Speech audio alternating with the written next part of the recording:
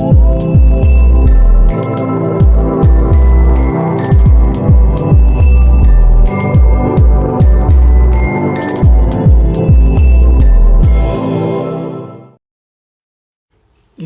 Good afternoon, everybody. Good afternoon, beautiful people.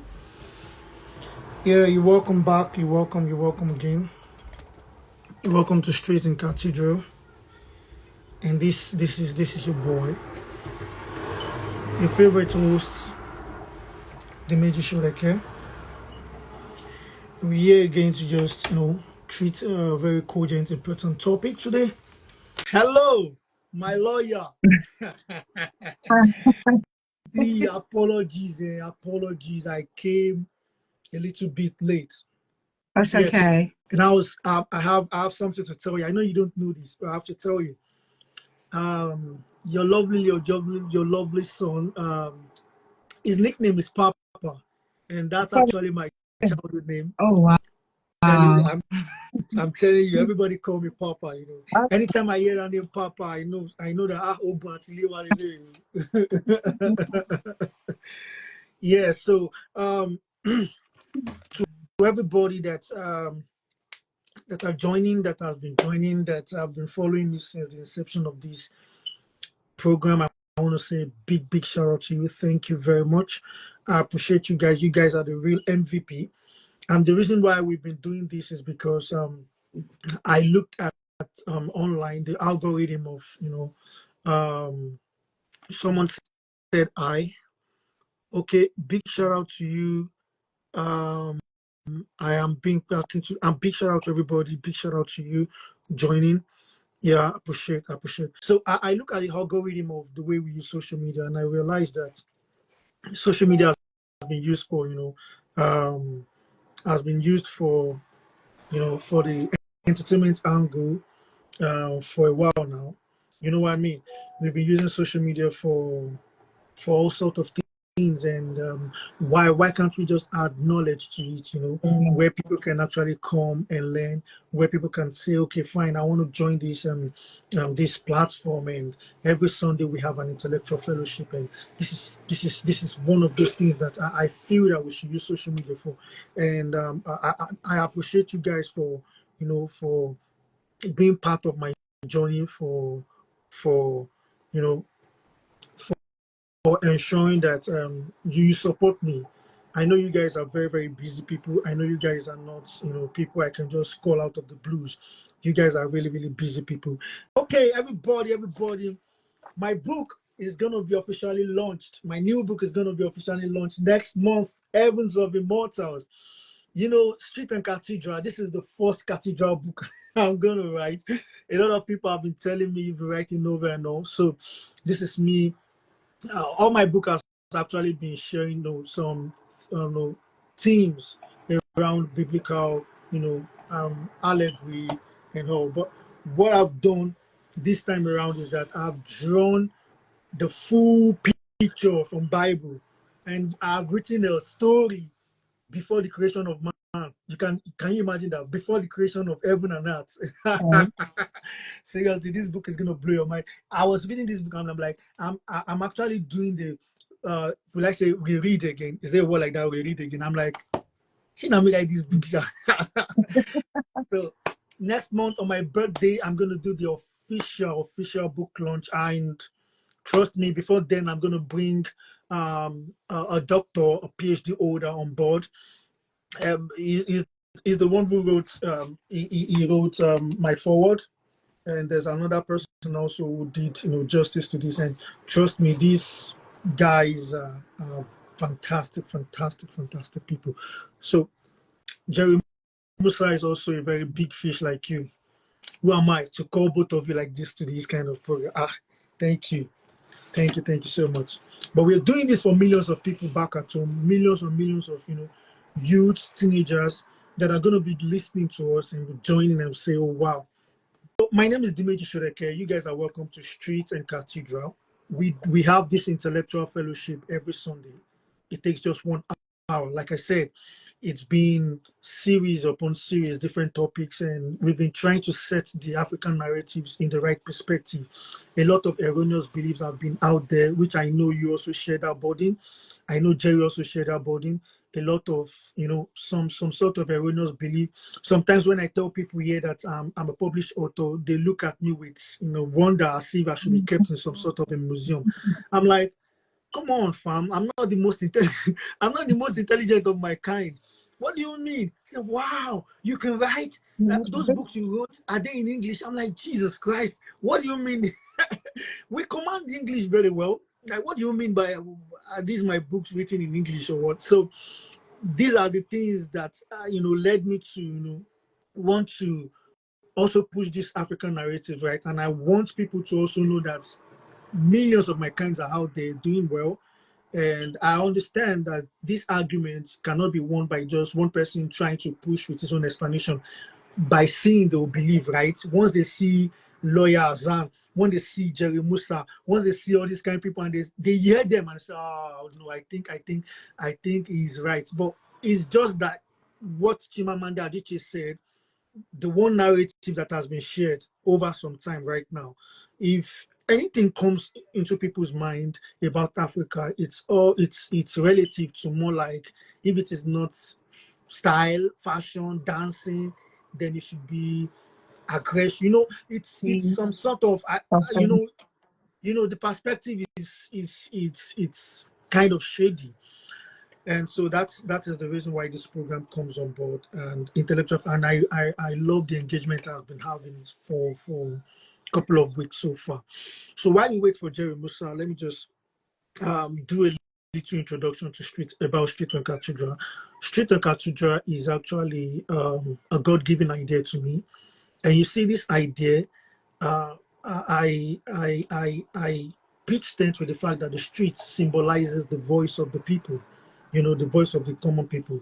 Lawyer, you agree with me that we can't wait for the so-called celebrities to be the one to start hearing, things that concerns us, to start talking about things that affect us as a common human being. I mean, we're going to wait for them whiskey to come, when they shine camera on top of them, to come, they talk about how we are disadvantaged or disenfranchised from the land, from being an African. No, it's a thing that affects everybody. So this platform is actually that platform that hears that voice of the people, opinion of the people. And these are not just people out of the blues. These are intelligent people. Some people are far intelligent. I've had people on this platform that I so much respect, that I believe, and I'm being real with you, I believe that they are far more intelligent than me. But these guys are doing well in their endeavors. People that are linked with United Nations. I've brought people currently working in African Union, like you now, you're a lawyer practicing in the United Kingdom. And I can't take that away from the fact that I'm blessed to be associated with people like you, understand. But if we don't start bringing these voices, if we don't have a platform where these voices can be heard, people will believe that the only people that can actually speak for African people are the so-called celebrity. And you and I know, for one, that not all celebrity should be celebrated or should be followed. Some celebrity does not even represent what we stand for as a people.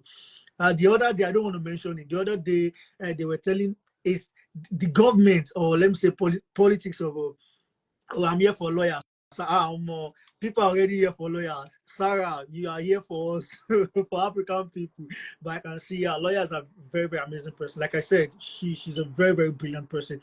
And before I do your proper introduction, I'm waiting for Jerry to be honest. This is me buying time, I'm actually, you see, the best lawyer and HR practitioner in the world. No doubt. That's what I'm trying to say. So I've had intelligent people on this platform that I believe that are far more intelligent than me. You know what I mean? And these are people that I'm not even trying to mix word, together about them, or these are guys that I so much respect. And I've been blessed to be their friend, their colleague, their brother. And these are people that, in their endeavors, that are doing well. And because we have been tagged the underdog, we should have a platform for the underdogs. But me, it's still subject to debate what underdogs are and what celebrities are. So that was the street stands for. Cathedral, on the other hand, is also a symbolism of spiritual alignment, respect to everybody's spiritual alignment. Some people believe that there is no God, but the fact that you believe there's no God, you already believe in something already in a tricky way, you know. So some people, regardless of your faith, the cathedral just represent the fact that I'm a Christian. I do not intend to change anytime. I've had on this platform someone from the Islamic faith. You know, we had a very, very intellectual conversation about someone from the other faith, you know, traditional practices. There's no problem we had, but as long as we are pushing the narrative of the African realities and predicament that we found ourselves, and we are trying to also hear our opinion, we are all fine.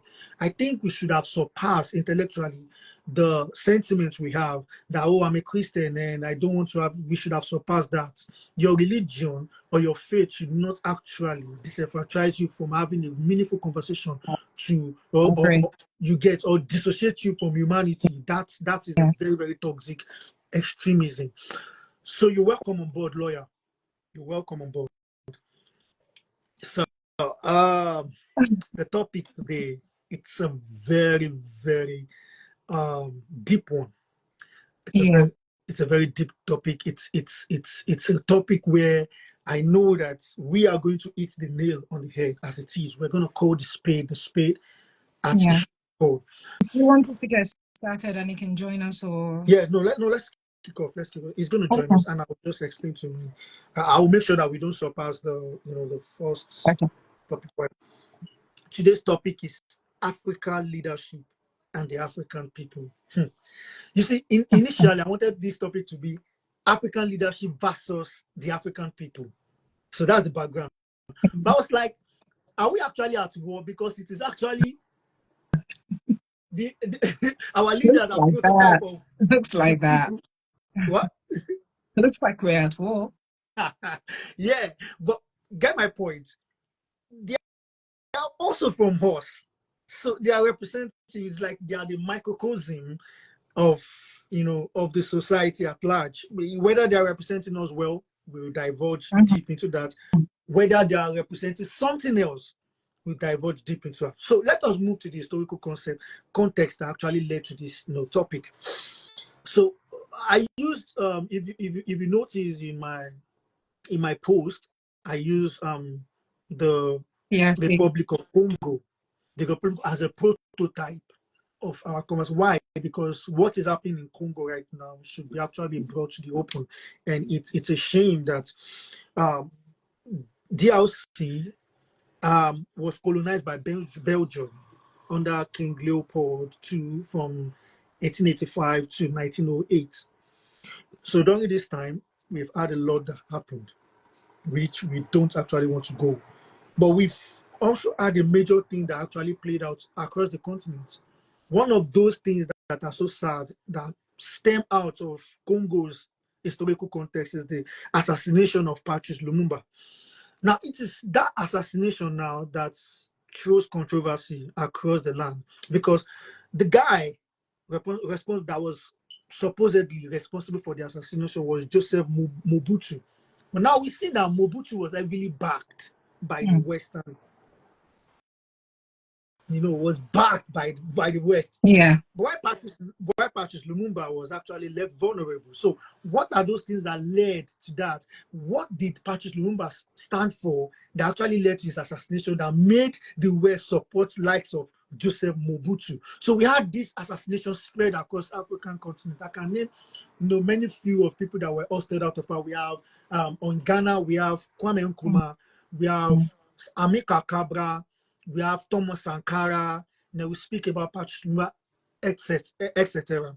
So we see that from this Joseph Mobutu, the guy who supposedly was responsible for the assassination of Patrice Lumumba, gave rise to three cogent things, which we are going to divulge and talk straight. This is out of the historical context conversation. We have rampant embezzlement of state resources. 2, establishment of corrupt elites. All these things spread. Okay, this is Jerry now. I pray Jerry has solved his VPN issue. Um, okay, my brother. Hello, Jerry. Hello, Hello, Hi, Jerry. brother. It's been, isn't it? I'm seeing. Yeah, so and Jerry, Yeah. aside from the fact that Jerry seems to have, I believe Jerry should have, in proper sense, should have won Mr. Nigeria. But that being Really? said, we know a lot of rigging that goes on in Nigeria. Since Jerry is not giving that, we want to officially say congratulations to Jerry. He's the newest daddy in town, Oh, girl daddy. congratulations. Thank you. Thank you. Yeah. Good. Before you came on board, before we go into that, I made a few introduction to the street and cathedral, and I'll brush over it again. Street there, basically, I believe this idea, this platform is given to me by God. Street there represent the voice of the people, and I feel that I've had people on this platform that without me saying much ado, without me mixing words together, I've had people on this platform that I believe that are far brilliant than me in their own endeavor. You know what I mean? And the fact that when I got to this part of this place in the world, and I tell people that I'm an author, I've published 5 books, I'm about to release my 6th book, they are they're like, they feel like they should keep me in the museum. Like I'm different from my kind. I see that as an insult. I don't know if that goes down well with others. I see that as like, what do you mean? Do you think I'm just lucky out of millions? I have many intelligent people like that looks like me. So what do you mean by? And they will ask you, do you write in English? Do we? I'm like, Jesus Christ, we control this language very well. What do you mean? So I've been burdened over time, and I felt like, oh, just like Chimamanda Adichie said, there has been a one narrative about Africa over time. So I think this one narrative has done so damage that we are not supposed to just be arguing. We should actually bring it up to the open. When people see evidence, they don't argue about it anymore. So I feel this is the platform where the voice of the common people, and not just common people, I mean the voice of the people that are actually affected by the African realities and predicaments, can be heard, and like I said, you guys are both guys I respect so much. I don't want to go to the history. Jerry, I met Jerry while I was in Nigerian Institute of Journalism. He was a junior colleague to me, but a few people I can actually use this word for. Jerry is a guy that I love so much. He knows it. I know it. Everybody knows it. And ever since then, Jerry's story has been an inspiration to me to watch him grow, to scale through all this joy Jerry has gone through, and to become an enigma that he is right now. Is such a big inspiration. When he released this book, I was expecting Jerry to tell us about, all this from the streets. I saw Jerry release. I said, no, well, Jerry's still coming to that. I'm waiting for that book that Jerry is going to share his own life, because some people know that diamonds are actually made from the rough, from the rough. So, Jerry, your story is a big inspiration. Maximum respect for you and maximum love I've got for you, brother. Thank you, bro. Thank you, bro. I don't take this for granted. I don't take this level of love and appreciation for granted. You know the story, bro. And by the way, shout out to Slate Slick. That's Edward, one of our colleagues back then in school, as well, who's live right now. And he's also sending his congratulations to you and I as well. That's the story. You know how we all started from. One thing that has kept me going has to be that hunger, that fire, perseverance. Say, never. Like they say, after every victory, it's another, journey that starts. And then understanding that delayed gratification is something you have to take quite big. If you leave in the then you have to pay the price for it. But if you leave for the future, of course, the big prize now with the Z or the Z, awaits you. Yeah. So that's one. So yeah. Thank you for that. And you see, lawyer, Hassan, Just Adedayo. call me Ade. Yeah, lawyer Hadi. Before you came, our flower has been given here. Someone said she is the best lawyer ever in Europe, and no doubt, when I met her, that was the feeling I felt. To be honest, you see, we have to take these flowers while we are alive. My biggest inspiration in life is Tyler Perry, and when I listen to Tyler Perry speak, to be honest, I follow Tyler Perry because Tyler Perry is someone who has done something big, huge, but in the faith that I represent. So I follow him. So we have to take those flowers with dignity, because it is written that we are. I'm sorry, this is not a church session, but I can't help it. That we are a house set on the hill that cannot be what? That cannot be hidden. So you understand, our success story must actually inspire, not actually intimidate. Yes, lawyer. I met lawyer at a point where it was time a client actually need a lawyer. So I was actually called to advise. My own advice was coming from the fact that I was affiliated with United UNESCO, so I could just give. But when lawyer came on board, trust me, I had to go back to my place. That guy, I didn't study law. Give it to this lady.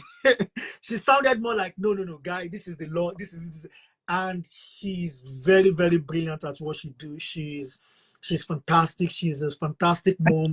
She's a fearless leader, and I respect her so much. So you're welcome on board properly, Lawyer Ade. Thank you. Just give me 1 second. Let me close this door. I don't like the noise coming from the. Just 1 second. 1 second.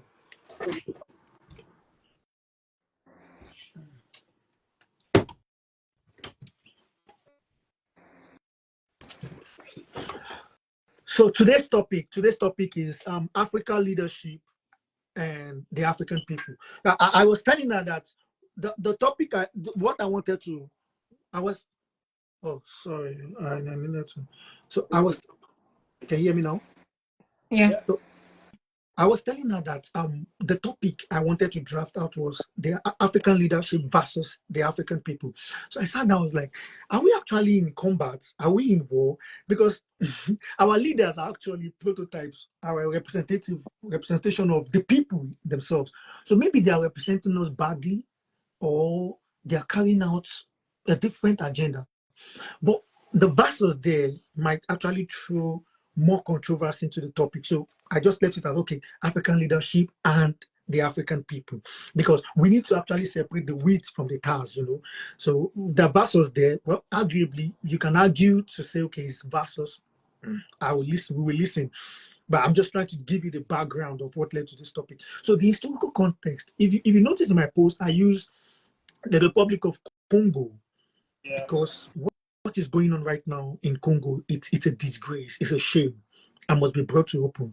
And those elements of things that are responsible for the exploitation going on in Congo is something that has been littered across African countries. You understand?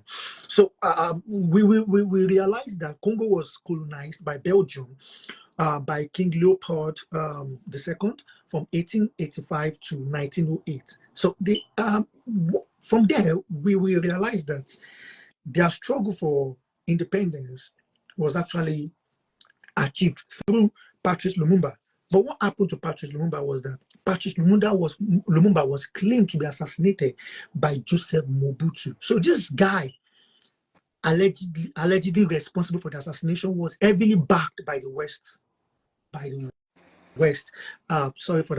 West. And this Patrice Lumumba was not actually supported. So we want to see what's actually led to that, and has actually littered the African governance in totality. So we realized that it was not just Patrice Lumumba that was assassinated. We have likes of Amilcar Cabral, we have Thomas Sankara, we have Kwame Nkrumah that was actually also on exile, ousted out of power, etc. across Africa like that. And we see some people that actually agitated for their nationalism, but got into power and turned, an agitator now turned into oppressor. People who agitated and now becoming the oppressor. And so these three things were evident that Joseph Mobutu created. Number one, there was rampant embezzlement of state resources. And we can see this literally across, African countries. Two, the establishment of corrupt elites. And three, suppression of political dissent. So my question is this now. Let us take it from the historical context. Where did we go wrong as things are interplaying right now that has separated the African leaders, the leadership, from the African people? So if you don't mind, do you want to be gentleman, Jerry? For the ladies, you go. No, I think Jerry is going to have to go first because he's a journalist and this is his field. So I'm just here to basically play. No, we're actually here to learn from one another. really. But for me, if you ask me, I would say that the premature independence that Africa struggled for, with that blueprint of what happens after getting the independence, has played a very huge role in the underdevelopment of Africa. And this is quite evident in the fact that you look through the books and then realize that got independent earliest, the likes of Ghana 57, I think, Nigeria 1960, in comparison with those that got independence in the latter stages of colonialism, like South Africa, like Cape Verde. You can see sharp contrast in the development of this, two sets of nations, Nigeria and Ghana, and those that got their independence quite early. Now can't even stand or be compared to the kind of development you find in the likes of Cape Verde and the likes of South Africa. Because why? Because they actually stayed on for a while. They learned the rudiments of globalization. Understood what it meant to really have a country that works for its, not just a country that works for a select few. So that's one thing I would say that has caused the underdevelopment of African countries, especially in sub-Saharan Africa, like West Africa and like Sudan. So it happens apart from in independence and colonialism. It happens also in governance as well. You find the political party that just springs up and then somehow has been able to win the trust of the people, not having a good blueprint, not having a plan, not having a concrete agenda on ground, but just riding on the frenzy. The Nigerian example is there for us to also learn from. That was once glorified has become the biggest public enemy in Nigeria today, because a lot of persons that APC came on board on the frenzy of purported change that they promised Nigerians without a real blueprint, without a concrete plan on ground. Now, what happens after you get power? Just like what happened, nobody's really thought about what happens if Nigeria got independence. What were the blueprint? What were the plans? What were the practicable or the practical plans on ground on how to continue or how to really bring out people from poverty and really set the country, on the high pedestal that it should really be. So that's one thing that I really think has been bedeviling the African continent. Basically, it's like of course, you are very conversant with the system that happens in southeast Nigeria. They call it the apprenticeship system that has birthed a lot of millionaires. Just imagine an apprentice that hasn't gone through the rudiments of learning the process and learning the business to a very, very strong point, deciding to leave prematurely. That's exactly what I see. That it will definitely, you might see some springs and sparks here and there, but you can't have a sustainable, development that will really benefit the career of that person. So I think the premature struggle for independence has been one that has bedeviled us, and also has also succeeded in breeding, leaders that are more focused on enriching their pockets than really fighting for the masses whom they claim to represent. Okay, I'll take that as your opening statement. Lawyer Ade, will you jump in? What do you think? Yeah, I think for me, I don't know if the term is right, but it's something I would call the curse of the resources. Africa is such a curse of our natural resources. So it's basically we're suffering from what I termed resource curses. And that's because Africa is so blessed and we've got so many natural resources. And I think this is one of the things that makes us so attractive, especially to like third parties who want to come in. As you said, leader was assassinated because his vision does not align with that of those external parties. And they feel like they need to put somebody in power who basically they can control their puppet. Basically, they promise that person power. And also, because of that person's greed and self-centeredness, they are going to sell their people so they can achieve what they want.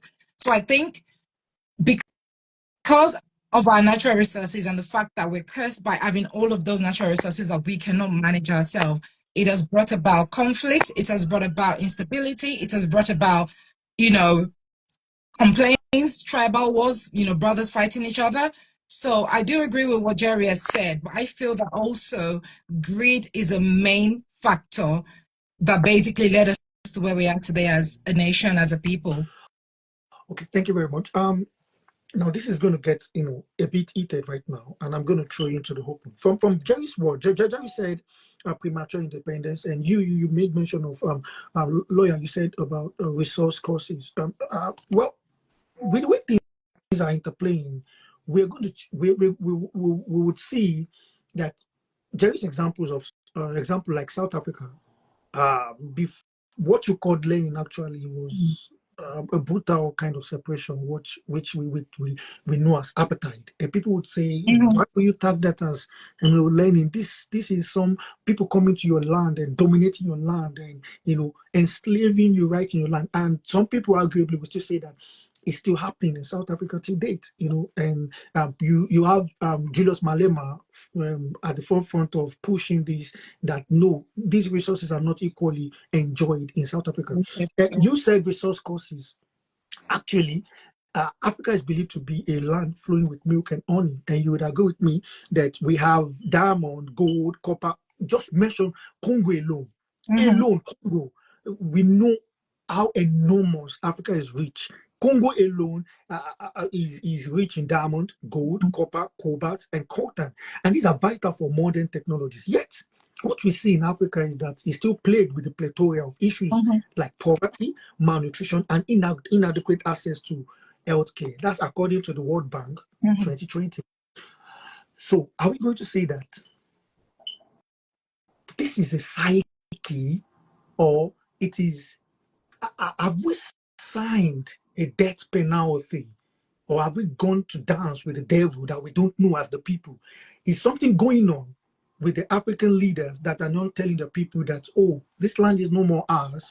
This is me just speaking plainly, that on paper, that this land is no more ours. We've signed the heritage off with the devil, and what we are just doing right now is managing it for actually these people, and to actually just oversee for them.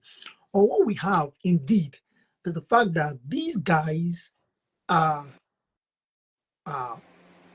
white skin but covered in black marks, just like scripture said that be aware of fake prophets. Their sheep clothing, and they're wolves but covered in sheep clothing. So what is really going on into play right now? Because as enormously rich we are in Africa, I'm yet to see an African child benefit from this land, from this wealth that is our heritage as it's supposed to be. Even the basic food, malnutrition, it's disgraceful. So what is really going on? What is it African leadership, or it is the deals that has actually crippled the African continent at large? Who wants to jump in at this point?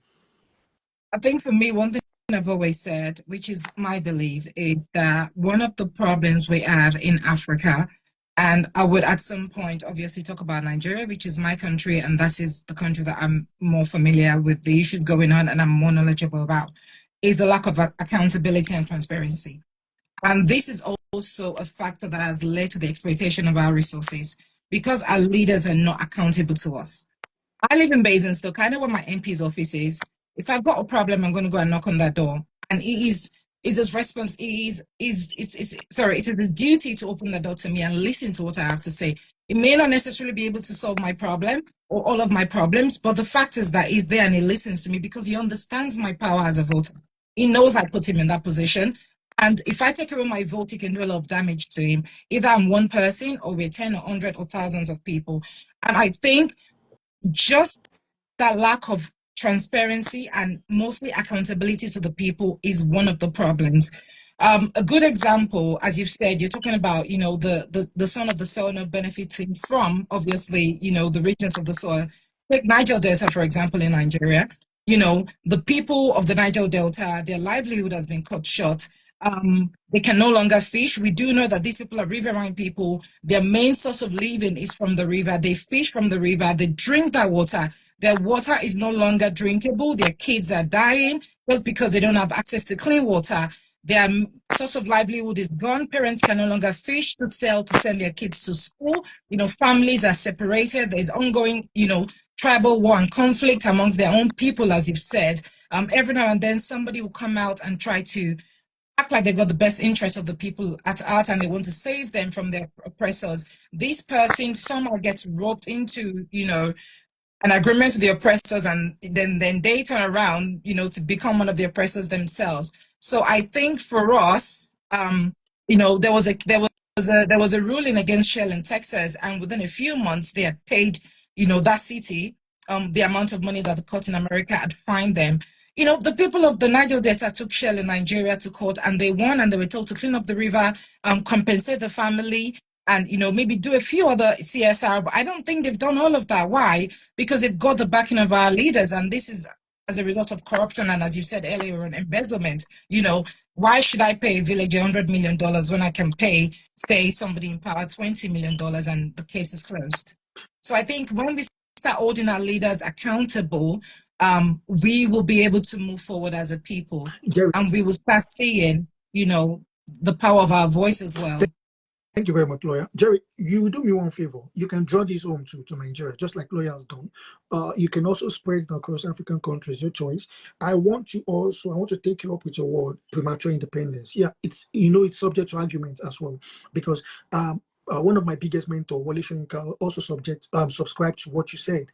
We got independence too early. He wrote it in one of his books, The Half Child. Half big, half child. I don't know. So it's been also it's a valid argument, but it is subjective, not So what do you actually think is? Do you really think that these leaders at this point in time still need to be tutored, to be mentored, or to subscribe to some sort of leadership apprenticeship?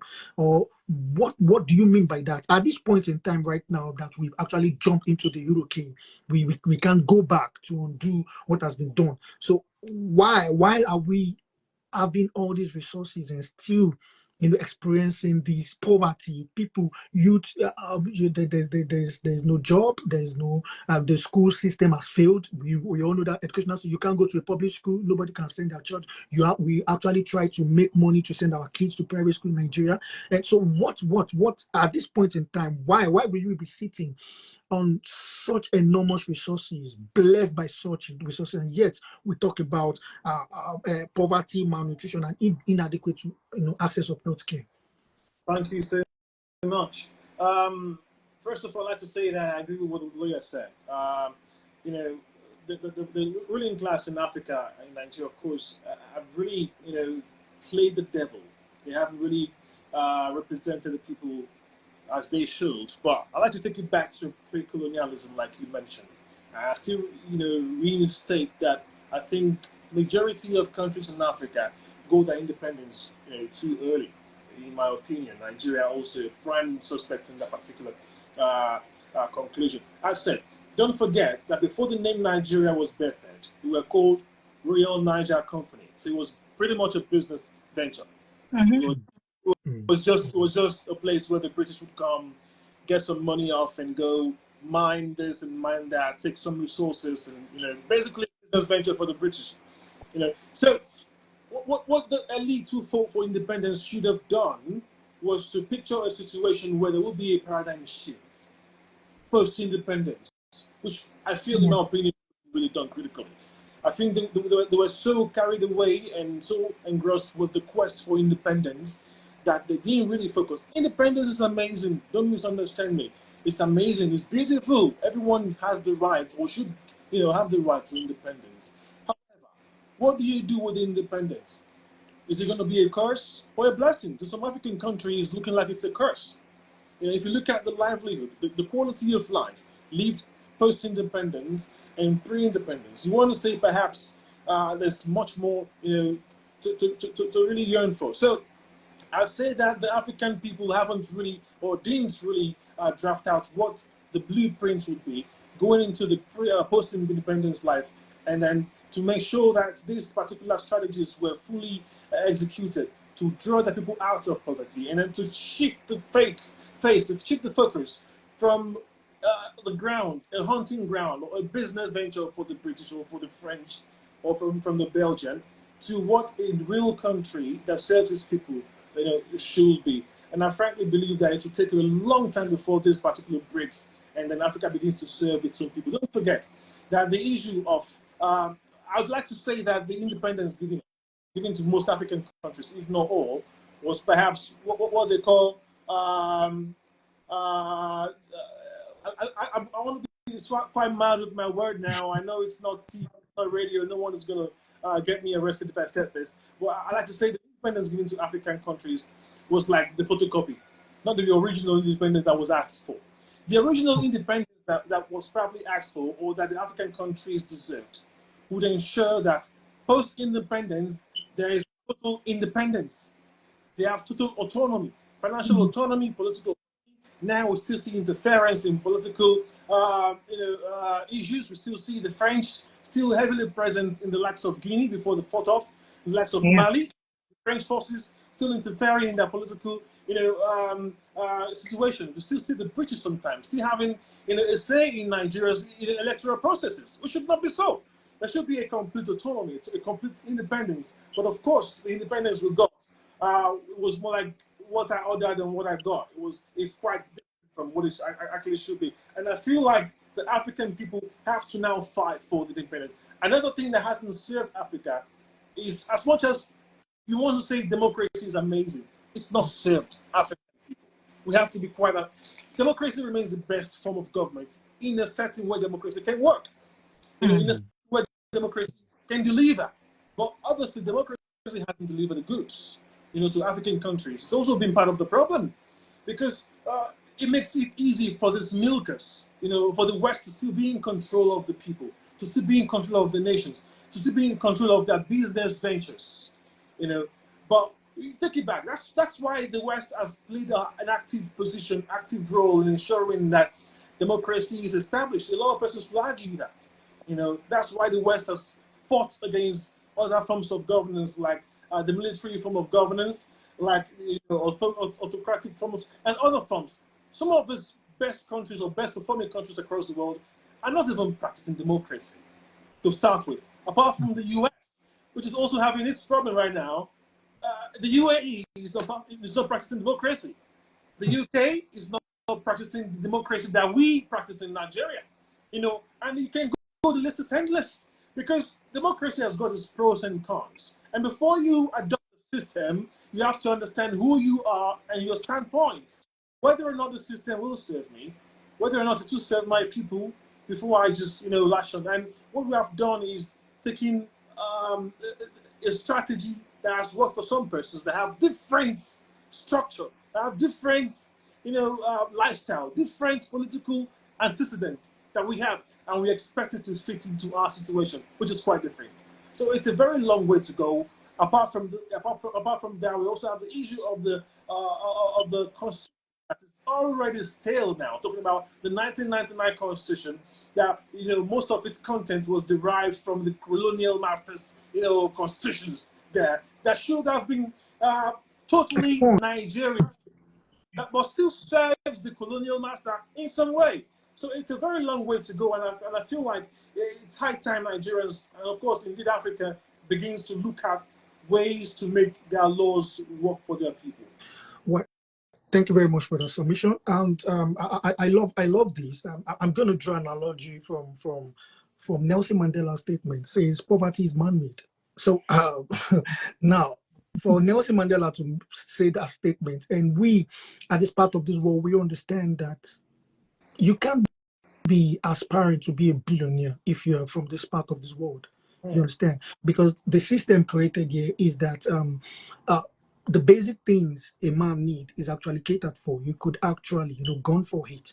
Is it car you want? Is it house you want? Your tax and all. Is it job? Is it right to education and all? You have it at beck and call of just like it's a right as a human. But that's what we struggle for in Africa, and we can't understand for. And there's a yawning gap between the right wing and the left wing. As a matter of fact, I believe that maybe I'm going to drop the topic that there's no existence of middle class in Africa, because it's an illusion. To be honest, it's an illusion. It's either you're on the right wing or you're on the left wing. There's not a middle one. But that being said, from Nelson Mandela's statement, said poverty is man-made. So I'm going to draw this illusion. We see one of these economic analysts saying that we didn't move into manufacturing production. As a matter of fact, we still import as ridiculous as toothpick in Nigeria. And this is a country where we've been doing business, oil business. And I take that from lawyers' word that when she said that, the cost of resource, everybody just went, left left all other industries and we just went for petroleum, and it is just like that until the whole country started going down, down, down, and right now we don't even know what to do again. So now I'm going to ask you a question, and this question, as direct as it is, there are a lot of things, attached to it. Is corruption a systemic issue in Africa? Is it a systemic, or it's a mindset issue? And this is where I separate the African leadership and the African people, because we have a culture. One of my poems that I wrote that got featured in UNESCO, I said a lot, and I think that was what interested United Nations, to pick that poem. I said, "Kingsmen turned bastards." Kingsmen turned. I was asked, what do I mean by that? And I explained, and this is one of it. So is corruption actually a systemic issue in Africa? Has it been, have we been programmed that we cannot run Africa without being corrupt? Yeah, that's the question. I'm laughing because my mom and I get into this argument all the time. She's very passionate about, Nigeria as well, and we never on the same page. I'm always saying, Mom, every single person keeps going, the government, the government. Who is the government? Who makes up the government? The government is me and you. The government is the next person next to me. And as you said, I think our mindsets, or the mindset of most people in Africa, is that if I get into power, I'm going in there for me to grab as much as I can. And this is why I believe that even a newborn, a child, again, Nigeria, I would, use as an example. You ask a little child in Nigeria, come and go and get me something. You want to send them on an errand? Oh, what's in it for me? What are you going to give me? This is where that corruption starts. This is where the mindset of, if I don't get something, I'm not supposed to do something. So it's so imbibed in every single person that even when I challenge my mom and I say things like, oh, when you get to Nigeria, how long do you spend on the immigration queue? Oh, no, my cousin works in immigration. She comes to take me to the front. I'm like, exactly. So the people that have no cousins working in immigration have to stay on the queue for an hour. Therefore, you are also contributing to that system. You're also part of the corruption. But yes, but me, I'm not stealing money. It's not about money. It's every single aspect of our day-to-day. The traffic light is red, but no, I want to get to the office quicker than the next man, so I'm just going to go. That is all part of it. The waste bin is just across the road. I can't be bothered to walk. I'm just going to drop that paper on the floor. That is all part of it. So when people think about corruption, they think about, embezzlement and, bad governance. No, but we are all part of the government, and in our own little way, we do contribute to this. So I think the mindset of most Africans is corrupt. That's the truth. And I'm not exempting myself from that, even if I live in the UK. I know that. Come on, Jerry. I love the honesty, No, I'm not exempting myself, because I can tell you that, if I go to Nigeria, not that I go often, but when I do go, there are certain things that I do that I know definitely if I was in the UK or if I was in America or somewhere else, I will not be able to do that, just because the system allows it. That is the way the system is. And unfortunately, it's I don't know what it's going to take to change every single person's mindset, to reprogram every single citizen in Africa to say this is not the way. And again, I partially agree with what Jerry said earlier on, because as much as I like to say it is the fault of these people or the fault of the colonial master, or we got independence too early, there was the documentary I saw on Netflix where there was this old man, I think it was in his 90s when that documentary was done. So was blessed to have witnessed what Nigeria was like pre-independence. And he said, when asked, I preferred the Nigeria that we had before independence. And as you correctly said, Jerry, this was because he had, this was somebody that was enjoying free education, free healthcare. He saw what the roads were like. He saw what the quality of life was like during that period compared to now. So I think we also need to take some responsibility. That is the truth. Because the colonial masters have given us the independence that we lobbied and cried for, and they've left everything intact to the best of their ability, and they've gone. What have we done to maintain that? What have we done to improve, what they've left for us? So not just we want to blame somebody, we want to point fingers like my mom's generations, it's the British. I say to her, yes, I accept, they've done some damage to us before they left. But the point is, what have we done to improve ourselves since they left? What have we done since then to try to stop their interference? We have not done anything.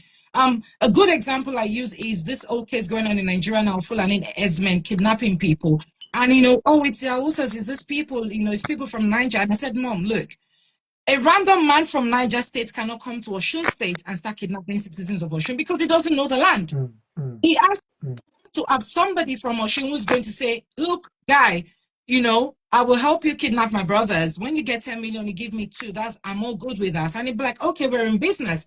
So, it's fine to say, these people they've contributed to where we are today. But the point is, we haven't done much ourselves to try to improve things. Instead, we are now making things worse than it was prior to them leaving. And that's why your statement, like, I wish they never left us. I wish they came back to recolonize us. Because, there is corruption undermines the rule of law. Corruption does not allow the law to be enforced or to take effect. That's the truth. In Nigeria, somebody commits murder, you pick up a random person on the road, you give his family 20 million, and your child who actually killed somebody goes back home, fly them to England or America, and then that random person whose family you've paid is serving life imprisonment or facing death penalty because of poverty. They'd rather die and leave their family with some money than just, be there and not being able to provide. But I think we need to take some responsibility as well.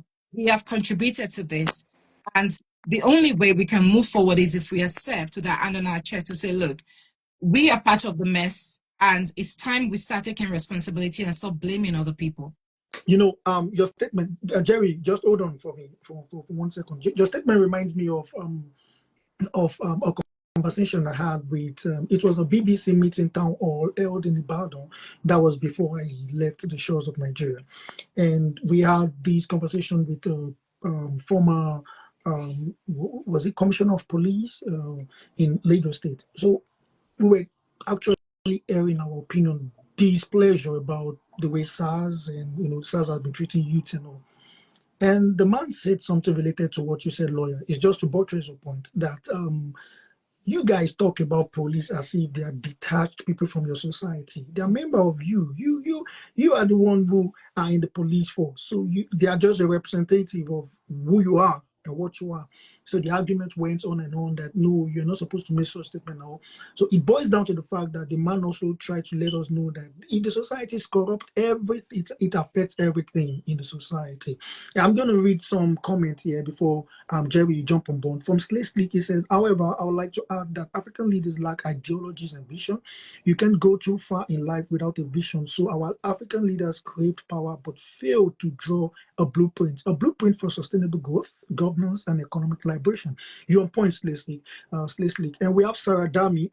She said they didn't leave those things to improve. Because they never stopped meddling till now. They kept a strong hold on Africa via religion, tribalism, and the rest, and also by indoctrination, the view that the white man is more superior. Yeah, and that I pitched tent with that your argument with Franz Manon. What you just said, actually, we see it playing in Rwanda. You see the genocide that happened in Rwanda. How there was an interference of external forces, turning two tribes against each other and all. But Rwanda were able to come out of that and say, you know what, we are not the enemies. Some people have exaggerated this, and while we are fighting, some things are going on in our land and they're exploiting it all. So, Jerry, can you jump on board? Is corruption a systematic issue in Africa, or it's a mindset that we have actually adopted as a people across the land? Corruption is quite endemic. It's a human thing. I wouldn't just level it down to Africa alone. There's corruption in the UK, where you currently are. There's corruption. Where currently is a place that is quite guarded and not so free in terms of speeches. So I'll just say there's corruption everywhere in the world, and there was corruption pre-colonialism. In fact, colonialism itself is a form of corruption, whether accept it or not. Colonialism and its activities, some persons will say it's stealing of resources that do not belong to your geographical setting. Wouldn't you call that corruption? That's corruption. So I wouldn't just say it's an African thing, really. I'd say it's a human thing, and it's one thing that we consistently fight off this tendency as humans. who strive to be upright in our daily activities, I'd say. I mean, and of course, that's one thing that has also kept us down. We can't run away from the fact, just like the lawyer says, we have to take responsibility for our actions. We can't always say it's down to the British, it's down to colonialism, it's down to. However, colonialism has already set Africa, 25 years backward by default. Right. Really puts us in the place where we'll be disadvantaged and always look up to the West by default. So it will be very difficult or almost impossible, honestly speaking, to want to catch up with the West, because by the virtue of colonizing Africa, they've already put us in a place where we would always look up to them for crumbs. An argument. Wait, there's an argument up front about that the same British has colonized some other part of like America, for an example, and America has actually surpassed the British colonizers right now. America, what country has surpassed the UK? What? Apart from America, what other country has surpassed the UK in terms of development? Well, that's a thoughtful question. America is totally different. I mean, history says the American colonization was quite different because a couple of deviants from the UK territories were taken over to America. So you might want to argue that these were also part of some of their citizens. So the yardstick for colonizing them might be different from the yardstick of colonizing Africans that were totally different in color, in mindset, in tradition. So apart from the US, I don't think there's another colony of the UK that is doing better than the UK at the moment. Now, so your argument right now, which I know you're careful with your words, is that America might be UK in extension. That's me summarizing. It's just UK extension that has been able to grow itself bigger than its extent than its parent country. That's my opinion. So and of course, back to Africa now. I think that it all still boils down for me, to the independence that was fought for. Lives were paid as price. People died, paid the ultimate price for this independence to have been achieved. However, Jerry, don't let us lose you. Okay. Can you hear me? Am I still on? Yeah. Okay. No, you're still on. Your network is actually buffering. Okay. Is it good now? Yeah, you're good now. Okay. The Northern and Southern protectorates were amalgamated in 1914. Am I correct? Yeah, definitely. We got independence in 1960. That's about 40-something years. So we practically fought for independence for 40 plus years. Right? Yeah. Ordinarily, that should have been enough for us to understand why we were fighting for this independence and what we will do with the independence when it's finally gotten. But I bet you something, bro. 7 years after independence, we went into civil war. Just 7 years. We go independence 1960, went into civil war 1967, and that lasted 3 years. So what have you been planning for the 40 years you've been fighting for independence? Now you've got it and you're killing your citizens. Didn't you have a blueprint? Didn't you have a plan? Now you've got the freedom you wanted, but something that is still killing you. So the point goes down to the fact that the lack of freedom, in quotes, was not the problem. The lack of independence was not the problem. The problem was not identified by the elites that fought for the independence before they fought for the independence. It's like you stifling me in the confines of my home and saying, Jerry, don't leave this place. However, where are you going to? I'm going nowhere. I just want to leave my room. Give me the keys, let me get out of here. That's the way it was. That's why you could see a country that fought for 40-something years for independence, got the independence, and went into civil war just 7 years afterwards. So a lot of introspection has to be done by Africa, by Africans, by Nigerians, on what exactly have we done with the independence we got. Is there a problem with the system of government we've run? Is there a problem with the corruption, which is endemic? Is there a problem with whatever it is? Have we actually shot ourselves in the foot? I mean, look at the scenario. When the colonial masters came and, the slave trade was big, bro, they came with the big ships and they had to force people into slavery against their will, against their wish. Now we are booking tickets and flying to go get colonized ourselves. Flying airplanes to go get colonized, bro. Jerry, you finally shook this table. Bro, someone had to take it.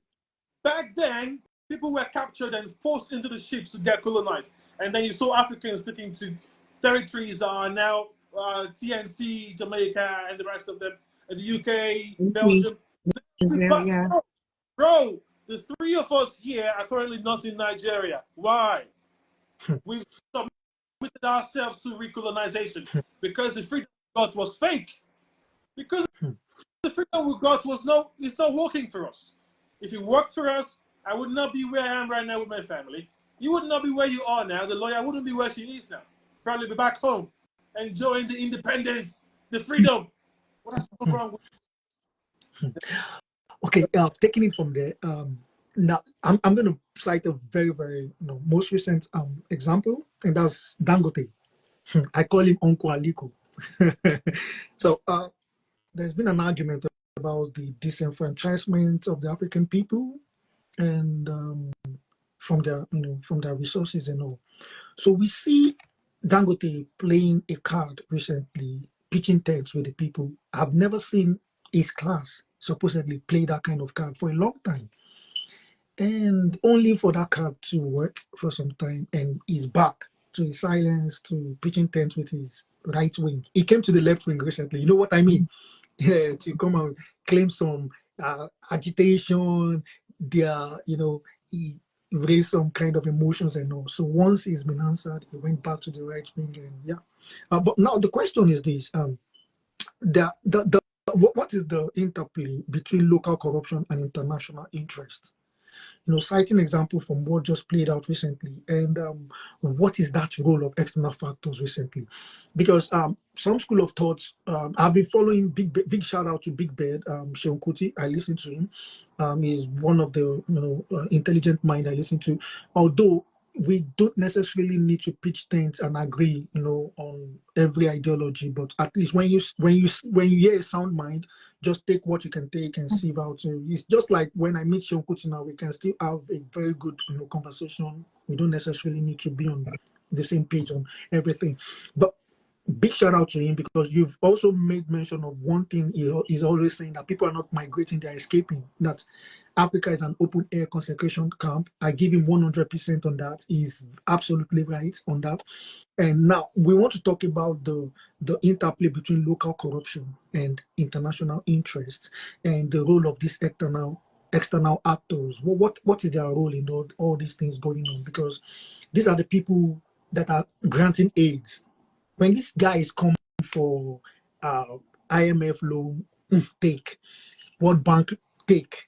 Aid, take. But whenever we want to do something developmental,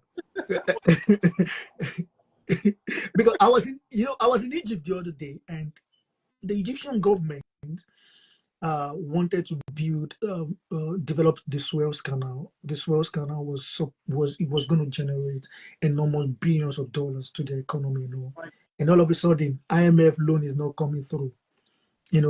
IMF loan that we know that in Africa, that's the surest bank you can go to cash out, is not coming through. So we want to look at the interplay between this local corruption and international interest.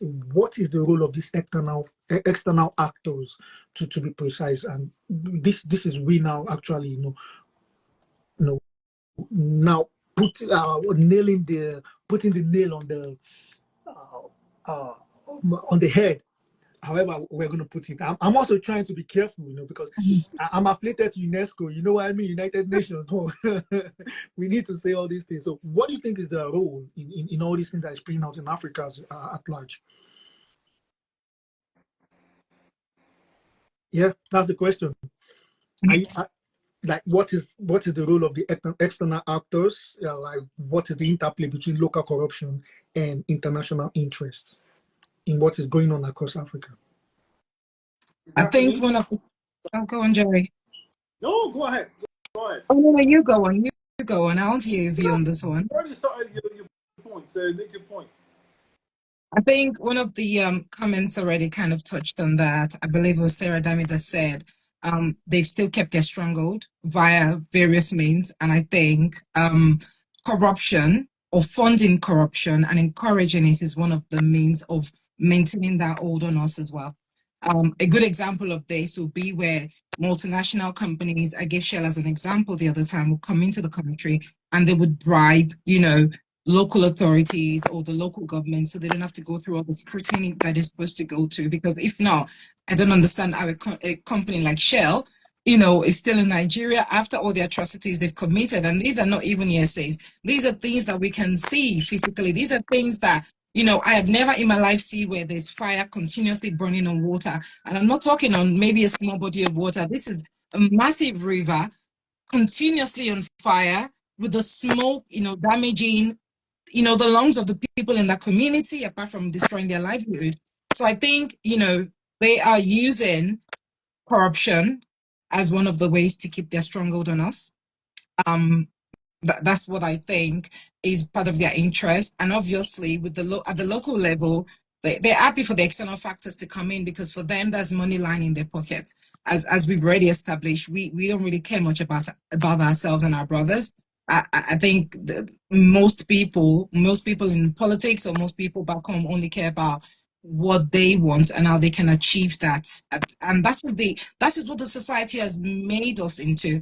It's not our wish, it's what we're born into, and that's the environment that we're in. So it's a survival instinct, really. It's not because people are being mean about it. It is a survival instinct. They're not even thinking about it. To them, that is just the norm. That's what they need to do. As I said, so that is how I believe like the external parties or the external actors are able to maintain that hold on us. They're able to maintain that control. The British government, I remember when there was an issue with I think it has to do with Boko Haram as well, and it was America that said, oh, we're going to send the Navy SEAL to Nigeria. They'll go into the Zambeza forest and they'll fish those guys out in a few months. The Nigerian government, I believe, said no. Why? Because it wasn't a case of we're going to give you money to buy weapons, because that way the people in charge can take that fund and then siphon that and direct that somewhere else. It was a case of we're going to actually send people down to do the job that your military should have done. So basically, I think corruption is is a key player on why they're interested. A quick one for you, Lawyer Ade. Did you follow the lawsuit on the PNID issues? Okay, you would see, Jerry, you would agree with me, the level of corruption. Even the UK courts actually had to, the judge was so surprised. He was shocked at the level of corruption that it was really, he was like, he has never in his own life, years of him, working on criminal issues like that, seen such level of corruption and impunity. So jump in, Jerry, please. You just to buttress your point, Lawyer Ade, you are really on point. Jump in, Jerry. I totally feel like the lawyers. Sorry, I can't keep saying the lawyer. What's her name? Ade. I don't know why Dimi keeps saying Lawyer Ade. Just say Ade. Ade. So, Ade has already, said it all. But I'll just say that corruption, the difference between African corruption, what we see in Africa, and then what is observed across the world, is that in Africa here, we've learned from the masters and we've understood the job, the description more than the masters, and we institutionalize corruption itself. So it's part of our system now, unlike what is being practiced there, which is not so full blown. So Africa has so much adopted the system of corruption that we've actually made it part of our institutions and system. So for Africa, it's institutionalized. It's part of the system. You can't.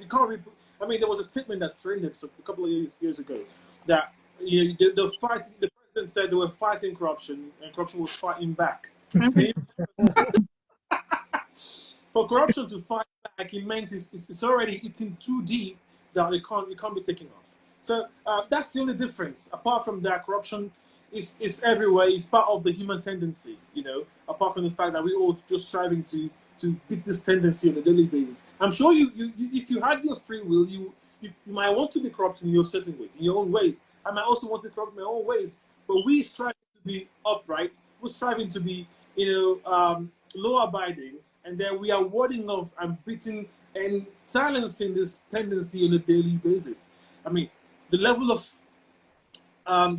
the level of corruption in Africa has become something that the whole world has used to. But the problem really is the corruption of the few has become the blame game for the all.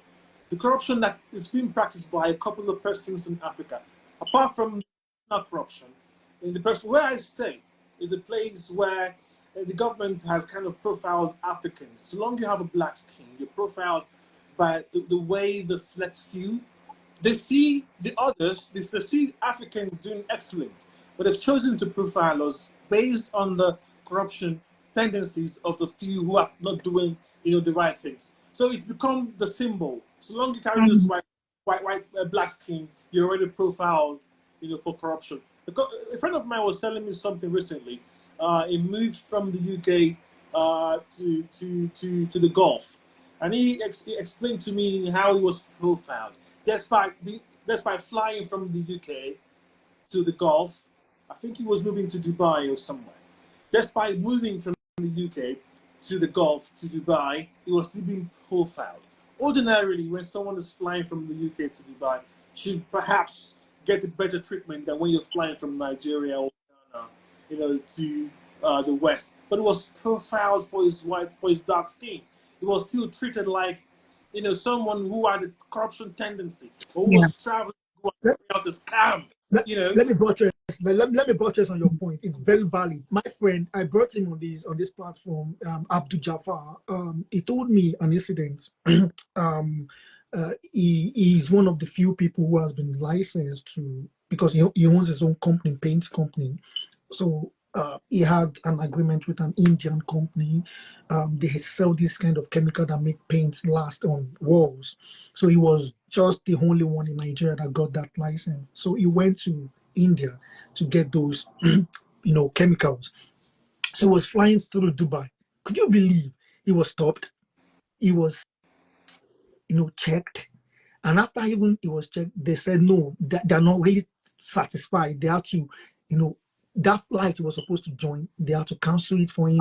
He stayed at there, and they reprocessed and reassessed the chemicals to ensure that there is not even an iota of illegal substance in it before they now booked a different flight for him to connect back to Nigeria. So you're like that's when he told me that, he was actually angry, and he told me that this is disgraceful. He's just a businessman, and this is a millionaire. He's my friend. I brought him on this program. This table you're shaking, Dimi. I'm sure you also experienced your own kind of profiling in your own way. Adi also, I'm sure you've got your story to tell as well. If you start talking about how you've been wrong. And this is why I said this table is shaking. How do we represent ourselves outside the shore of Nigeria? Look at what's happened recently in Dubai with Nigerians. Look at what happened recently. I'm talking 3 days ago. Hundreds of Nigerian nationals were deported from Dubai, mostly Igbos. And what was the main reason? The Dubai government did an investigation, and they found that there was an influx of drugs and some set up, I don't know about drugs, but some certain type of substance in the country, and the kids were taking that. They started investigating. They had their stints and all of that, and they found that it was being distributed by a gang, some Nigerians in the certain part in Dubai, and that led to the deportation of many, mass deportation. When I go outside the country and I get, as long as they're acting within the boundary of the law, I'm going to be quiet, and I'm going to basically, cooperate with them within the boundary of the law.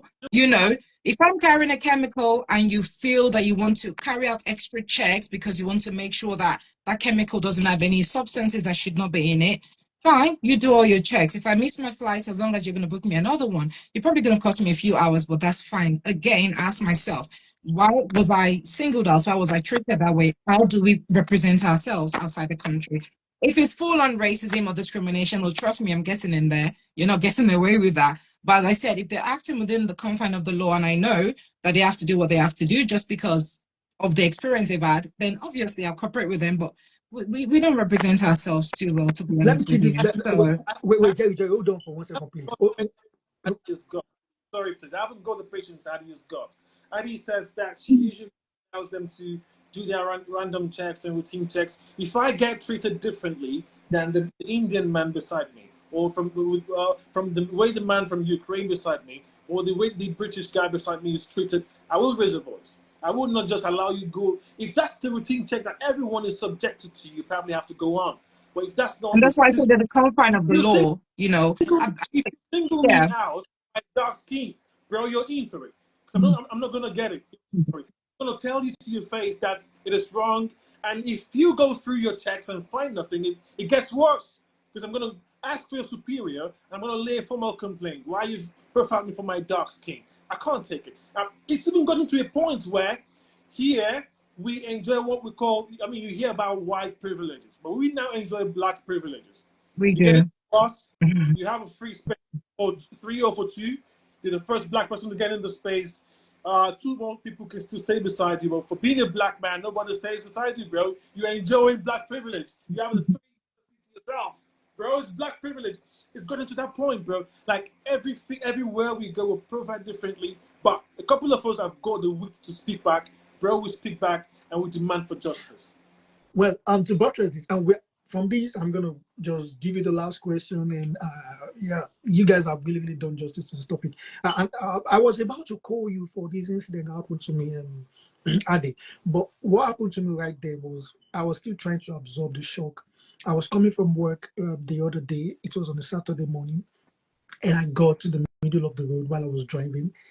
Then the white guy just pointed a gun at me. I'm not lying. This is just 2 months ago. 2 months ago. What? I swear on my father's grave, pointed a gun at me. I did an emergency stop at the middle of the road. Then I didn't know what to do, you know what I mean? And this guy, yeah, he looked, you know what I mean? He looked unstable and all. But at the same time, where I'm going with this is that I was able to maneuver my way. I drove down. I saw a couple of whites, a white family down there. They were so scared. They told me the guy also pointed gun at them and all. We reported to the police, and the guy was abducted. Fortunately for us, 2 bigger guns were caught with him. Oh wow! His back and coat, and he had a pistol.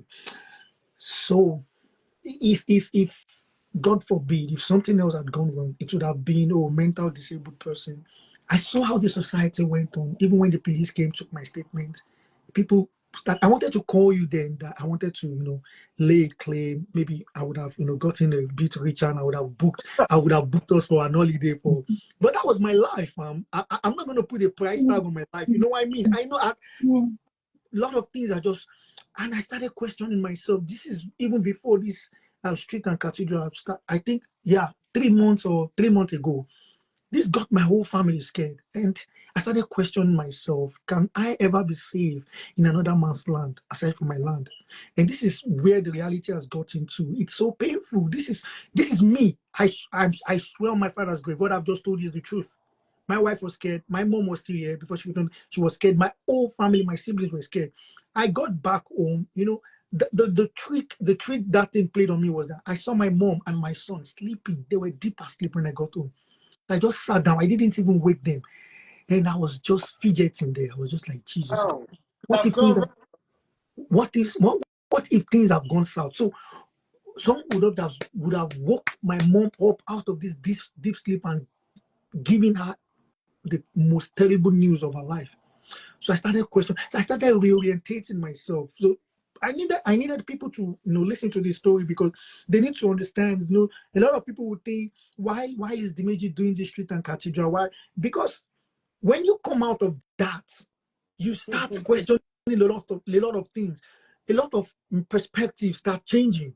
I started seeing things differently. So when all this agitation was going on in the UK, and they were saying immigrant, I wasn't surprised, because my life was at stake just a couple of months ago. You know what I mean? So can we ever be safe in another man's land? People back at home think we are the lucky ones, but I've just told you now. How lucky do you think I am with that story I've just told you?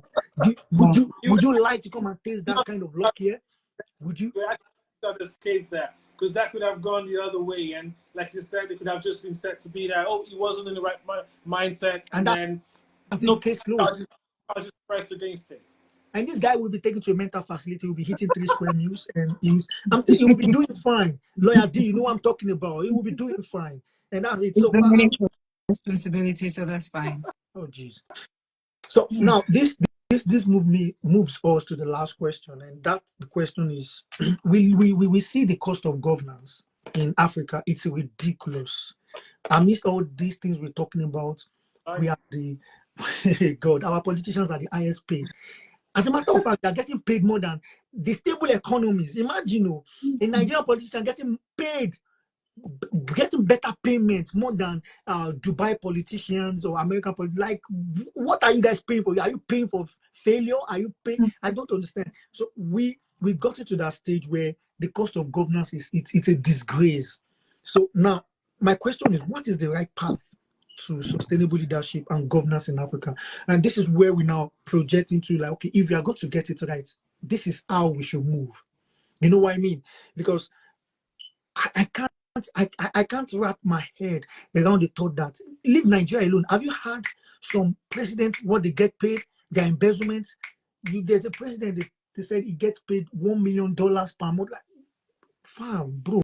In Africa, leadership should be voluntarism. At this point in time, I don't see where I'm being serious. I don't see where you come on board in Africa and you claim that you're a politician and automatically you're a millionaire. That's shameful. That's madness. So what do you think? What is the right path to sustainable leadership and governance in Africa? And that would be our, it would be our closing statement. I think, again, I've always said this. I always have this conversation with one of my friends who lives in Nigeria. She's into governance. Political offices in Africa, Nigeria, they're too attractive. Politicians don't understand, as I gave my MP as an example earlier on, that they're there to serve. Everybody wants to go into politics because it's a get-rich scheme. It's a quick rich scheme. Everybody believes, as you said, if I become even the local government councillor today, the allocation for my, local government, I'm in charge of that. Wow. It's 10, 20 million a month. That's a lot of money to that person. So I think, how much is our prime minister in the UK earning? I can't remember. Is he on 180 grand a year? I can't remember the exact figure. But I think political offices are too attractive with the type of incentive that they receive. For the last few months, there's been back and forth with the NLC and the government just to bloody increase the minimum wage, from 15,000 to 30,000. And these people who are earning millions for newspaper allowance, by the way, I'm not even talking about wardrobe. Don't get me started on security. Don't get me started on the car and the actual salary. Saying no to that. They're not willing to reduce their own salary so that these people, this hardworking grassroots people, can get a bit more. And unfortunately, it's a very difficult question to provide an answer to, because they are the lawmakers. They are the ones who are going to sign that into a bill. So how do you, it's like telling somebody who's committed a crime to find themselves guilty. Are they ever going to do that? No.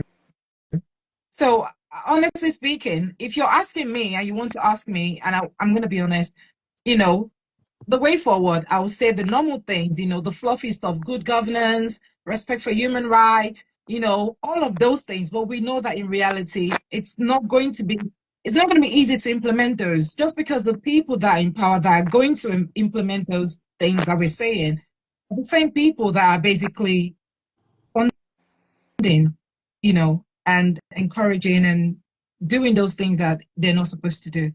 So I don't know if Jerry has an answer, but for me right now, I think the main thing is, if the people, there is no reward without sacrifice. That's the truth. And we don't want South Africa to ever happen in any other African country. We don't want to lose millions of people before we can fix our country. But the truth is, we do need people to start understanding the power in their voice, in their votes.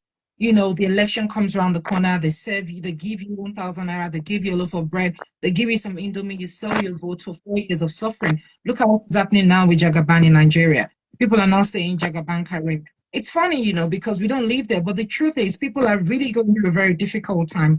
The economy is in shambles and the president doesn't care, And these people that are supposed to be looking after us, our local government chairman, I remember I was in Nigeria a few years ago. I can't remember. There was a protest going on, and we drove past the front of the house of the, what are they called again? The senator that was representing that constituency. Some youths were out protesting, and a bunch of youths were sat in front of that house, drinking, playing music, the roads blocked off. These are the people that we're fighting for. And this is the person whose gate you should be knocking on heavily saying, you're representing me in Abuja. What are you doing for the interest of the people in your constituency?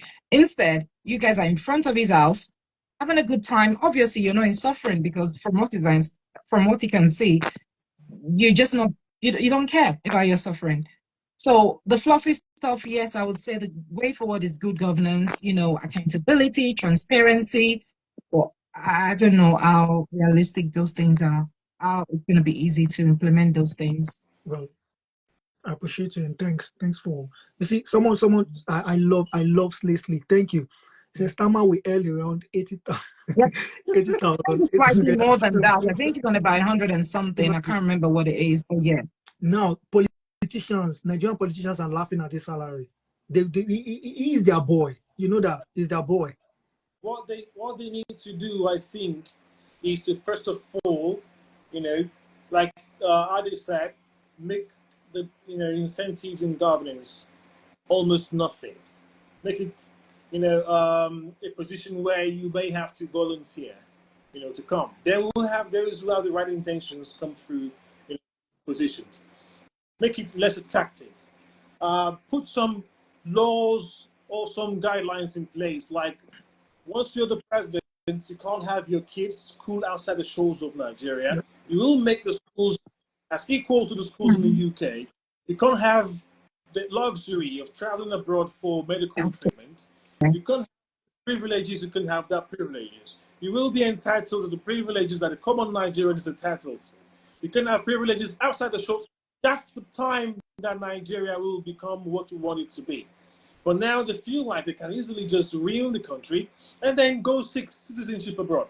I mean, there was a piece of news that broke a couple of months ago that our president, allegation though, that our president owned citizenship in Guinea. Was it Equatorial Guinea or Guinea-Bissau? One of the two Guineas. I can't be so precise right now. Apart from that, I'm sure they've got almost lifetime visas, if not resident permits, across the world, countries. So they've got plan B, plan C, plan D, plan E, plan F, to Z. Whether or not Nigeria works, they've got their kids everywhere in the world. They've got their kids scattered around the world. And I feel like we should start asking the right questions. Once it's time for elections, we should stop, doing the normal rhetoric that we do every 4 years. What these leaders do is they pretty much just weaponize poverty. You think they don't know that people right now? You think they don't know what one they could just wield and then things would get back to normal? They could do it if they wanted to do it. They could easily bring down the price of petrol, bro. They could easily do it and then it would have a ripple effect on the prices of food items and everything else. They could do it. He did it. He could also undo it. But they've intentionally kept it that way because 3 years, 4 years time, people are hungry. They could easily give them packs of noodles, bro, and they go vote for them. They could easily give cups of rice. If the Nigerian dream was working, if Nigeria was working, what would the governors, the presidents, the aspirants use to bribe the citizens? No, they can't afford them because they're eating well, they're feeling fine, they're attending good schools, they have health care. But once these things are not there, they come out and say, okay, I'll fix the roads, as though you're doing me a favor. Okay, I'll fix the hospitals. Is that supposed to be a favor? Okay, I provide food. Okay, the cost of living will go down. Am I the only one you're giving the cost of? That's the problem. They weaponize poverty so they can always come out 4 years after 4 years to ask you to vote with peanuts, with cups of rice, with Gary. Even the Gary Ewa Agbado that was promised, people come. That bad. They promised them Ewa Agbado as though Ewa Agbado was gold. Is that so in the air? Bro, like that. So we have to make it less attractive and then ensure that whoever is going to come to the position of authority, Whether or not you're a president, be it councillorship, local government, chairman, governor, you're a governor, your kids go to school in your state. You must seek healthcare in your state. You can't be the Lagos State governor and seek healthcare in Ogun State. That's by being neighboring states. You can't be the governor of Enugu State and seek healthcare in Anambra State. Yeah. That's by being neighboring. It must be that your state, and they will Yeah. treat you. You can't be local government chairman of a local government and go to Barr just by being in the same Lagos State to seek healthcare. That's the point where things start getting better in Nigeria. Else, we'll just play to the gallery. Wow. And can I just say something as well? Why is it that African leaders are immune to resignation? These people, I don't understand. See that question. Now you're going to be the host. People that put you in there are saying you're not performing. Resign. You know, there's no shame in saying I can't do the job. You know, no ideas. Because see, to be honest, this question you just asked me, I've pondered about it, and sometimes I try to ask, where's the shame in the fact that you're selling your people to the highest bidder? Where's the shame in the fact that you have betrayed the land? Where's the shame in the fact that you walk on the street, you drive and miss your own people, your kind, and you feel like you're fortunate? They are the bunch of the misfortunates. You know, I read the guy that revolutionary that changed Dubai. That's Al Maktoum bin Rashid in my view on his book, and you could see what they made out of a desert. Nigeria is a land that is rich already. Or you don't even need much creativity like the guys in Dubai. You don't need much creativity. Trust me, you don't need much. You just need someone who loves. Bro, just be a stupid person. You can fix Nigeria. Telling you, but you see, I don't understand. And there's another question as well that is in tandem to what you just asked. I don't understand why you take, money out of your own country, save in abroad to build other people's economy. And these guys, okay, let us assume that they are the elites and they are corrupt. Okay, where are the industries that are building in the land that is providing jobs? Where are their investment in the land? And they don't even know how to copy well. In every community, there's no community library. What they do is they build hotels, and you complain about the kind of youth you breed. In every junction, you have motels, brotels. And in this society, in the same society like this, you have in every community there are libraries. They don't prioritize hotel and motel. So what do you expect from a society where you build beer parlor, hotel in every street compared to a society where there's community library in every community? Those are the things we need to start asking ourselves too. And these are leaders that an example is Dino Melaye. And I see no reason why someone should be so bold to come out and start showing us his garage. As what? What is your investment? And he even had the boldness to contest for a governor. What was his manifesto?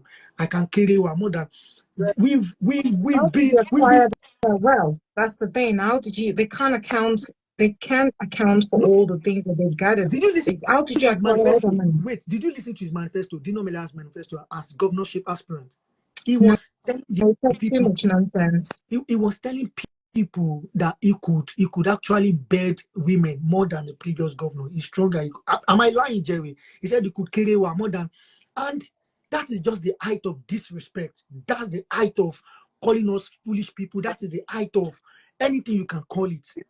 Bro, and that is your political manifesto. That is your political manifesto. The system, bro. Like the intelligence few, the intelligence are so few. The intelligent ones are the minority, bro. So and this is why they're not building the library, Dimi, because once you're educated, they've given you a weapon to challenge them, and we don't want that. So he's talking to the majority who are illiterate, so they can't find anything wrong in such manifesto of Kerewa.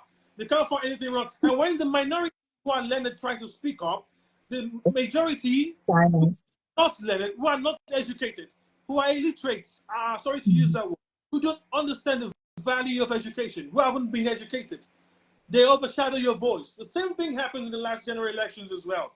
When the few were asking for a particular candidate and they were giving the yardstick of making their candidate choices, but the majority who had no education were so many that the minority voice was suppressed. It's normal. That's what they do, bro. That's why they can't give you schools. That's why they can't make it affordable to you. Because the more educated you are, the more empowered you are to question them. To challenge The them. danger about this, the danger we need to also play the danger about this to them. The danger about this is this, and it's already happening. And con men are already coming into politics. They're already leading us. And when I mean con men, I mean people that are supposed to be behind bars, people that have committed the grievous of all crimes. And you see what has played out in countries like Cuba, Mexico, and you know what I'm talking about. Now, these guys are advising us that we should go back to farming. Who goes back to farming from petrol money? When Dangote himself, Dangote said petrol business is more dangerous than drug business. That means the money you earn in petrol is higher than the drug business. Take that from aside. Now, continue with that thought. Now, you said we should go to farm. Maybe the question we should ask is that what should we be farming? Maybe that's the clue we're not taking. Are we supposed to be farming weed or cocaine? Because if you are telling me to go and farm tomato and weed, are you telling me that is what has gotten you these gigantic businesses that you have littered in every corner of the country? That's two. Thirdly, do you know the danger? Mexico. Now I see people, people having social conversation, and I see them exhibiting, the peak of stupidity. Some people will start saying, well, everybody has condescended themselves, their value to money now. But do you know the danger about you valuing everything with money? Go to Mexico and go and see. You read, people think when you read things about maybe El Chapo and likes of Pablo Escobar and the likes, they think it's just for Netflix. Go and read from the angle of how many sons and daughters were buried. How many of your sons are you going to bury for the fact that you condescend yourself the value to money? How many of your daughters are you going to bury because you are playing the game of thinking, oh, everything is about money. As long as money, you don't care. Trust me, fam. You need to go read about what is going on in Mexico, what happened, what's into play. You see, all these things going on about money. And my fear is that we want to save Africa, as much as we can, to educate people. And this is one of the ways we can in our own best way, because platforms like this is meant to educate people. And when you are giving into whatever thing the media has portrayed to be glamorous through movies or whatever you think it is, and it's a death trap, you know what I mean? The game of money, being involved in anything legal, is a death trap, however you put it. It is only those people that have gotten themselves rich that can buy protection, that are actually above, that are the top chain. And for you to get to that top chain, do you know how many blood baths you're going to swim? Blood river you're going to swim to get to that top chain. And you guys are talking about this El Chapo and Pablo Escobar. Two things these guys have in common, and this is the danger of what is coming for Africa. Two things they have in common is that these guys are from the rural setting. They are the rural guys that saw how the urban dwellers were living. So you see those your gates man that you think they are nothing. The Musa you speak to anyhow, the Alani you send on the way door, you slap on. Musa as well, bro. What? Also, Musa. He said it's Musa as well. Sorry, not your Musa. Okay, I'm sorry, not your Musa, but you know what I mean. You know those. So you know these are the guys that will study your lifestyle, you urban dwellers. And trust me, when these guys come into the game, they will, because they have nothing to lose. They come from zero. You guys still have lots to protect. You guys are urban dwellers. You know what I mean. You are just living. They go full thug life. They go full. The ones that are in the rural areas, the ones that were not educated, are the ones now. These guys have nothing to lose. So they go full. Yeah. They go full. And once these guys take over the country, do you know that this is why they block? This is why they blocked Pablo Escobar from not becoming president. El Chapo become the most powerful drug lord across the world. Do you know these guys are rural dwellers? These guys are people that they know that they can die anytime soon. And the glamorous things people say, I see idiots even singing about them, titling their music. But do you know these guys bury their own sons? They bury their own flesh and blood in this nonsense. So anyway, my thing, we don't want Africa to get to that point where they now start telling you that you should go back to farm. And what they're telling you to go and farm is now trying to get everybody killed, depopulate in another way. That's what's happening in Nigeria now. Why are you talking like, I think it's been a while you left. That's what's happening in Nigeria now. That's why you have more bandits now coming out. It's now a lucrative business. Yes, man. So if, You even see them on social media after collecting the ransom. Have you seen the videos flaunting the money that they've collected, the ransom? A video of a woman who was being interviewed. I think she just gave birth, so she's been interviewed. Oh, how do you see the experience of delivering at this hospital, community hospital? She's like, oh, her husband just got a good job, and now is able to afford the materials, maternity materials. That is, her husband just got a good job with bandits. She never knew when she mentioned bandits. She thought bandits were a company operating legally in Nigeria. Bro, it's become a problem now. That banditry has become so lucrative. People are going into banditry more than those going into offices for white collar jobs. Because you've made criminal glamorous, criminality, right? Yeah. Right? Yeah. Crime is glorified and rewarded.